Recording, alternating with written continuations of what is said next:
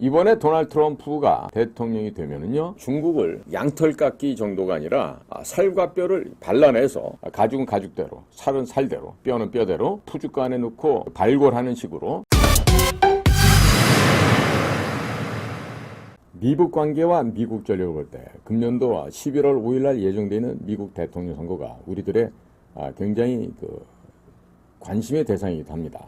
그래서 만약에 이번 11월 5일에 도널드 트럼프가 지금 47대 대통령으로 당선이 된다. 그러면 아마도 앞으로 있을 향후 4년 이내에 중국은 지도상에서 없어지는 수준의 아주 훌륭한 대접을 받을 수가 있을 것입니다. 자, 지도에서 없어지는 수준이다. 그건 무슨 얘기예요? 국가가 과거 90년도 소련이 해체되면서 13개인가 15개 무슨 CIS 연방으로 해체돼 버렸었죠. 그와 비슷한 식으로 중국도 티베트, 신장, 몽고 다 떨어져 나가고 또 남쪽에 무슨 광소족 자치주 혹은 청해성, 그다음에 청해성 있으면 그 옆에 영해성들, 감숙성, 이런 지역도 아마 중국 본토로 떨어져 나갈 것이고, 위로부터 황하, 양자강, 주장강 이 3대 메인 강들이 흘러가는 그 주변에 있던 한족들도 아마 산동 지역 따로, 밑에 광저우, 샤먼, 푸젠, 복건 지역 따로, 그 다음에 또 요동반도 따로, 또 길림성 쪽 요녕성 따로, 또 흑룡강성 따로 이렇게 해서 아마 분열이 될 수 있는 가능성도 있습니다. 반드시 그렇다는 게 아니고요. 그렇게 분열될 가능성이 맞다. 이런 말씀을 드리는 거고요. 자, 그렇기 때문에 지금 곧 있을 내년 초부터, 근데 현재 제가 좀 이따 말씀드리겠지만 도널드 트럼프가 당선될 가능성이 높은데요. 우리나라 언론사들 얘기하는 거 보면은 그냥 CNN만 보고서 방송을 하는 것 같기도 하고요. 그 다음에 타 방송국들이나 신문사 기자들이 영어가 안 돼서 미국의 그 다양한 뉴스 채널을 섭렵을 하지 못하는 것 같아요. 그래서 제가 오늘 그 얘기도 조금 마지막에 좀 드릴게요.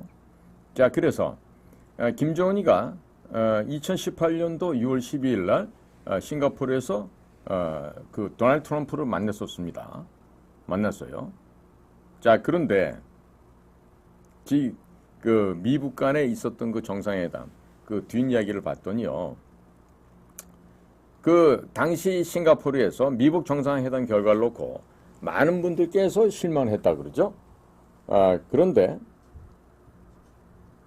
이 마이클 리라고 하는 이분은요, 미국 CIA에서 직접 같이 미국의 최고급의 아주 우수한 요원들과 같이 아주 오랜 시간 근무를 하신 분이라서 그동안 국내에서 흘러나오는 뉴스, 그 다음에 회담 현장에서 있었던 트럼프하고 김정은이가 주고받았던 대화, 이런 것들을 종합적으로 분석하고 트럼프와 김정은이 숨기고 있는 속세무가 무엇일까?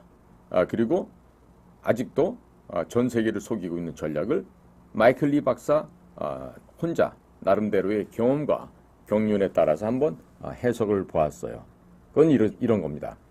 싱가포르 회담이라는 것은 전 세계의 사람들을 속이기 위한 형식적인 쇼에 불과했다라는 점이에요. 즉, 미국과 북한 양측이 이미 합의하고 조율한 내용은 당분간은 함구하고 공개하지 않을 것이라는 얘기입니다. 그리고 미국이 지금까지 전략자산을 한국에 배치를 해서 북한을 무력으로 제압하겠다는 일종의 위협이 있었지만 이것은 전략적인 제스처에 불과하다는 점이죠. 그리고 미국의 실질적인 북한 문제 전략은 무력이 아닌 귀신이 곡할 놀라운 것이 될 것이라고 암시한 바가 있습니다. 이것은 모두 다름 아닌 당시 국가안보 보좌관이었던 존 볼튼의 작품이라고 합니다. 미국은 북한이 핵을 포기하지 않으면 무력으로 초토화시키겠다는 것을 북한 아이들에게 믿게 만들었습니다. 또 우리나라도 그렇게 만든 측면이 없지 않아 있습니다. 자, 그 결과 북한으로서는 선택의 폭이 아주 좁아지게 된 것이죠. 사실은 선택의 여지가 없다라고 해도 틀린 말은 아닐 것입니다. 그러나 미국은 북한의 원수가 됩니까 안 됩니까? 원수가 아니에요. 세계 평화를 위해서 적대적인 태도를 버리자. 그렇게 되면 북한, 너네들을 전 세계가 깜짝 놀랄 수 있는 경제 대국으로 키워주겠다. 체제 보장도 해줄 것이고 지금 그대로의 상태로 너희 북한, 너희가 우리 품, 즉 미국의 품으로 들어오거라. 미국이 너희들을 지켜줄 것이다. 그런데 희한하게도 이 제안의 낚싯밥을 북한 아이들이 물었다고 하는 점입니다. 자, 사실 그렇게 하면 된다면 북한으로서는 더 바랄 게 무엇이 있겠습니까? 그래서 북한은 잠시 고민을 했죠. 그리고 중국과의 관계를 어떻게 처리해야 할지, 어떻게 처리해야만 원망을 사지 않을지 몰라서 시진핑도 만나보고 하면서 시간을 끌었습니다.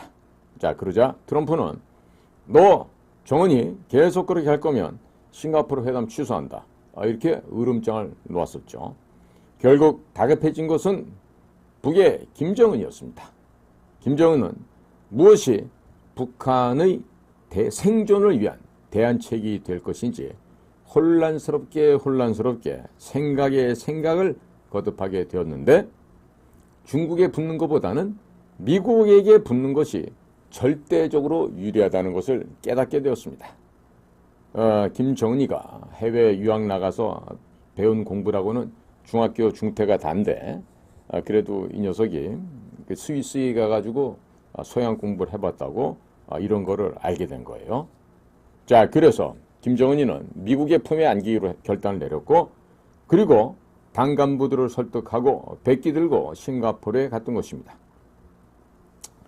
그런데 이게 웬일입니까? 미국은 당시 도널드 트럼프는 칼을 써서 목을 벨 것처럼 호통을 쳤지만 결국은 Fire and Fury라고 하는 화염과 분노라고 하는 이 화공양면 정책을 쓰면서 이 어린아이 김정은이를 위협하고 협박해서 이 녀석을 회담장으로 불러내온 것이죠. 자, 그러니까 떡 주고 뺨 때리고 떡 주고 빠따 때리고 뭐 이런 식이었던 겁니다. 자, 그러니까 미국은 호통을 치면서 바로라도 습격해서 죽여버릴 듯이 위협을 했지만 실제는 그러지 않았던 것이죠. 자, 그러니까 미국은 오히려 북한이라고 하는 친구를 하나, 꼬마 친구를 하나 더 만든 것이 없습니다. 자, 그리고 중국은 어떻습니까? 미국의 친구가 되어버린 북한을 미국에게 빼앗겨버렸던 것이죠. 그러니까 좋은 친구를 하나 잃고 말았습니다. 글쎄요, 굳이 좋다고 얘기해야 될까요? 아마도 항미 원조라고 하는 기본 컨셉을 갖고 중국과 북한이 같이 소위 말해서 미국에 대항을 해왔기 때문에 그럴 수도 있겠습니다만은 그다지 뭐 중국 측 입장에서 보더라도 좋은 친구라고는 할 수가 없습니다. 자, 그런데 당시에 그 네 가지 항목인가요? 그 싱가포르에서 회담의 공동 성명을 우리 애청자분들 다 보셨겠지만 그걸 보면 이제 불만스럽게 여겨질 수도 있었습니다. 그런데 그 행간에 숨겨져 있는 그 꿍꿍이가 무엇인지, 그 속셈이 무엇인지를 읽을 줄 알아야 된다는 게 우리 이 박사님 생각이세요. 결국 싱가포르에서의 트럼프와 김정은의 만남, 그 싱가포르 정상회담은 일종의 김정은이의 항복 선언이다. 이렇게 규정을 할 수가 있겠습니다. 하지만 북한도 미국의 전략을 큰형들의 큰 뜻을 거스르지 않는다면 살 길을 찾을 수 있겠다. 이걸 알게 된 셈으로 볼 수가 있겠죠. 자, 만약에 북한이 미국의 품에 안겨버리고 미국의 영향권 내에 들어오게 되면요, 북한 핵은 더 이상 문제가 되지가 않습니다. 즉 북이 핵을 보유해야 할 이유가 없어지기 때문입니다. 자, 지금 이렇게 북한이 미국 품에 안기게 되면요, 김정은에게 어디다가 그 보금자리를, 쉘터를 마련해 줄 이미 다 돼 있는 걸로 알고 있어요. 그런데 과연 정은이가 전체의 자기의 지가 지금 왕이니까 이거 과연 항복을 할지 안 할지는 좀 지켜봐야 되겠지만, 김정은이가 생물학적으로 살 수 있는 날이 별로 안 남았어요. 그러니까 김정은이도 굉장히 지금 고민스럽겠죠.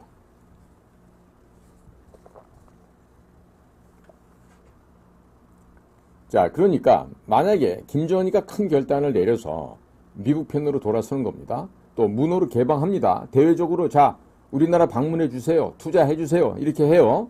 그러면 미국의 엄청난 쓰나미에 미국의 그 국력이 마치 해일처럼 쓰나미처럼 밀려오지 않겠습니까?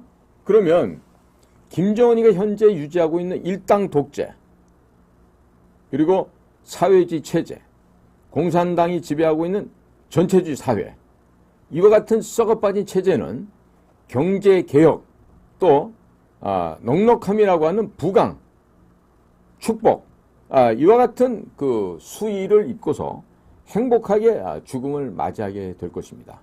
하지만 너무너무나 행복한 것이죠. 마치 믿는 사람이 죽어서 천당 가는 것처럼요. 자, 그런데 이와 같은 생각을 하려면요, 서울의 대통령실이나 서울의 여의도에서 바라보잖아요. 이와 같은 견해를 볼 수 없다는 점을 지금 강조하고 있어요. 어디서 봐야 돼요?